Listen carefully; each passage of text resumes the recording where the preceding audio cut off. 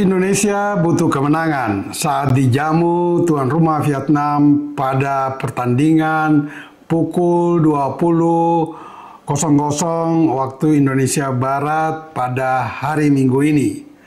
Tetapi ada satu pemain yang tidak bisa memperkuat Indonesia, yaitu Marcelino Ferdinand. Tanpa Marcelino, Indonesia bisa apa? Semua rekan sahabat Rai Soccer TV, tetap bersama Bung Yes, dan jangan lupa like, comment, and subscribe.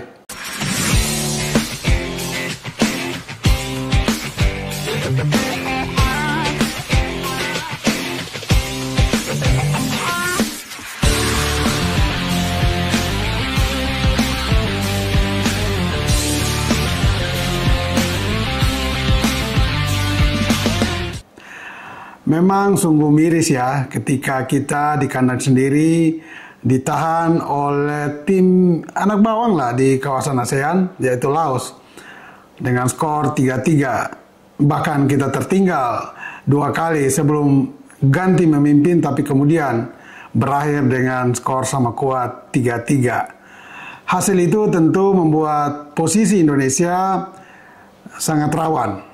Ya, kalau tidak dikatakan belum aman, meski sampai dengan petang nanti kita masih memimpin klasemen karena 2 kali main dengan hasil sekali menang, sekali imbang dengan poin 4.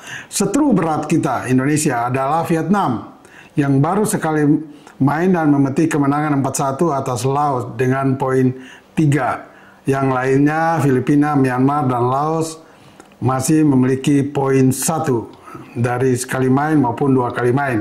Nah, pertandingan nanti Indonesia sangat membutuhkan 3 poin tambahan dari Vietnam, karena kemenangan hanya bisa langsung memastikan 1 tempat ya bagi Indonesia nantinya untuk maju ke semifinal. Tetapi kalaupun kalah atau imbang, peluangnya agak berbeda. Khususnya kalau kalah, wah sangat berat. Tetapi kalau imbang pun, Indonesia masih terancam oleh Filipina maupun Myanmar dan Laos. Katakanlah kalah. Pada pertandingan yang dilakukan sekitar 1,5 sampai 2 jam sebelumnya, di mana ya Laos menjamu Filipina, dan kalau Filipina menang, maka dia akan memiliki nilai yang sama sebelum Indonesia melawan Vietnam, yaitu poin 4.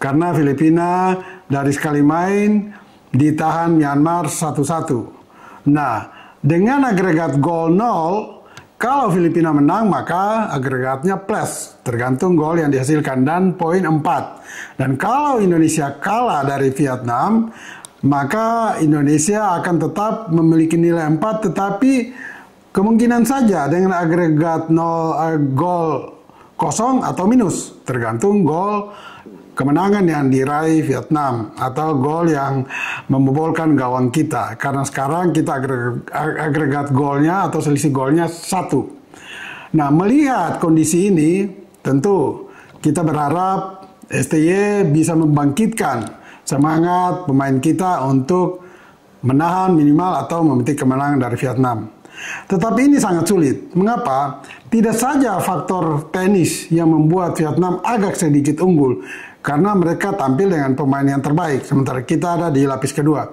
Tetapi ada kondisi non-teknis yang bisa membuat tim kita mengalami kesulitan untuk bisa mengalahkan Vietnam.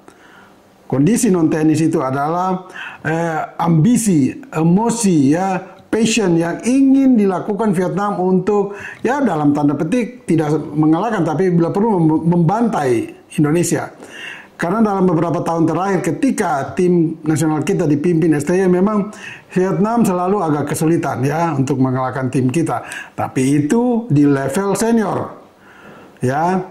Nah, sekarang kita datang dengan tim lapis 2. Mungkinkah kita juga akan menyulitkan Vietnam, bahkan mengalahkan Vietnam? Saya kira tidak. Vietnam justru akan berpeluang dan sangat berpeluang meraih kemenangan atas tim kita. Sekarang bagaimana kita minimal menahan imbang ataupun kalah tidak dengan gol yang begitu besar. Nah, ini pekerjaan yang tidak mudah bagi tim kita. Apalagi Tim kita datang tanpa salah satu pemain andalan dan kesayangan Sintayong, yaitu Marcelino Ferdinand. Karena Marcelino diganjar kartu merah ketika menghadapi Laos.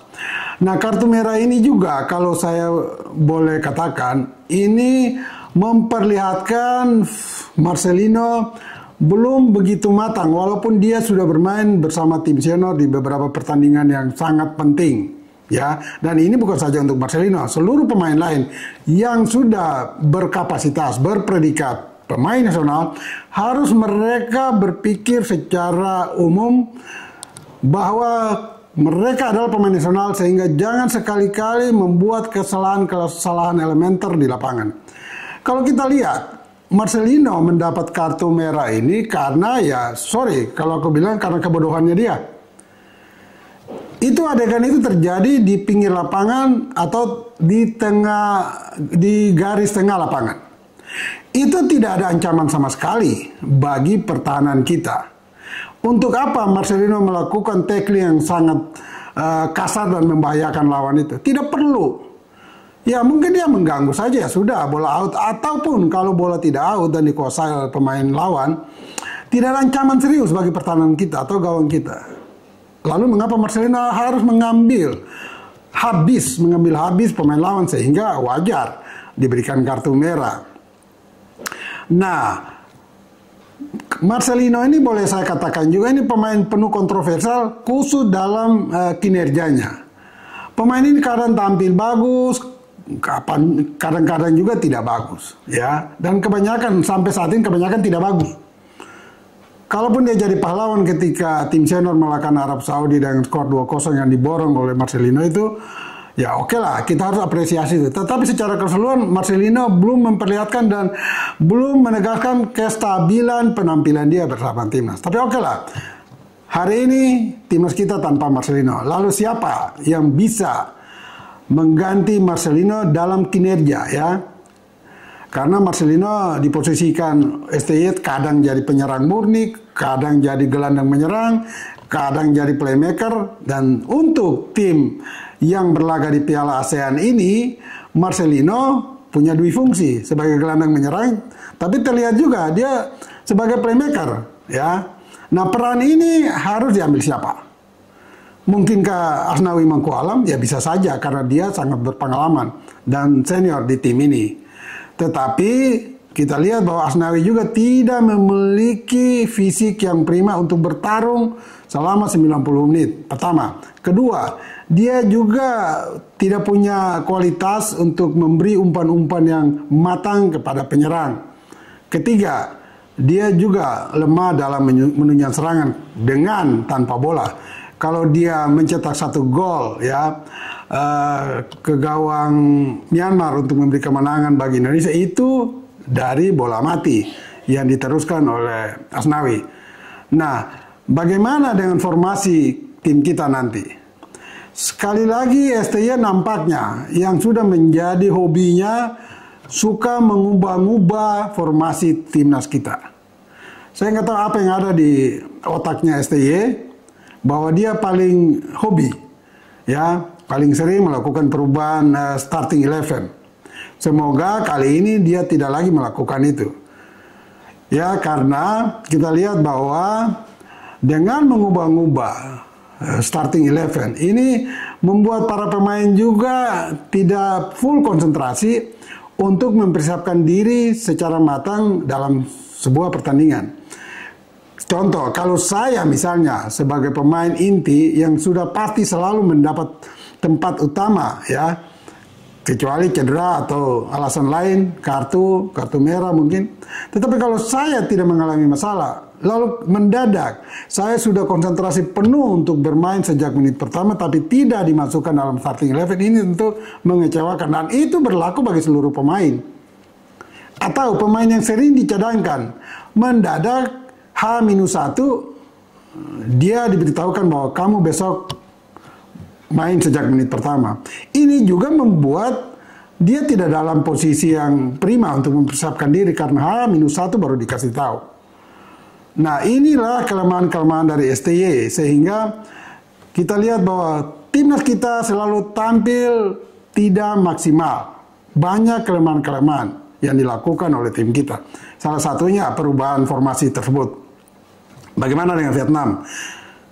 Vietnam memang dalam 1 dekade atau 2 dekade terakhir menjadi musuh bebuyutan bagi Indonesia. Yang sebelum ini kita anggap Thailand dan Malaysia menjadi pesaing utama, tapi munculnya Vietnam dalam 1-2 dekade terakhir ini membuat kita punya 3 kompetitor yang keras, yaitu Vietnam, Thailand, dan Malaysia. Vietnam ini yang tadi saya katakan, selain memiliki kualitas tenis lebih baik dan juga ada ambisi yang kuat mengalahkan kita, secara tenis mereka memiliki determinasi yang lebih baik. Mereka ini bermain secara konsisten ketika saat menyerang, itu mereka sangat serius. Juga ketika mereka kehilangan bola, mereka juga melakukan pertahanan yang baik. Nah, determinasi yang tinggi dari Vietnam ini yang kemungkinan besar akan menyulitkan pemain kita nantinya. Bukan tidak mungkin, sejak menit pertama, Vietnam sudah akan mengurung pertahanan Indonesia. Dan kalau gol-gol awal tercipta bagi Vietnam, bukan tidak mungkin kita akan sulit keluar dari kekalahan. Tetapi oke lah, sepak bola bukan matematika, dan kita berharap ada keajaiban untuk kita minimal bisa menahan Vietnam atau bahkan mengalahkan Vietnam di kandang mereka. Bagi semua rekan sahabat Rise Soccer TV, ingat bola itu bulat, giring terus.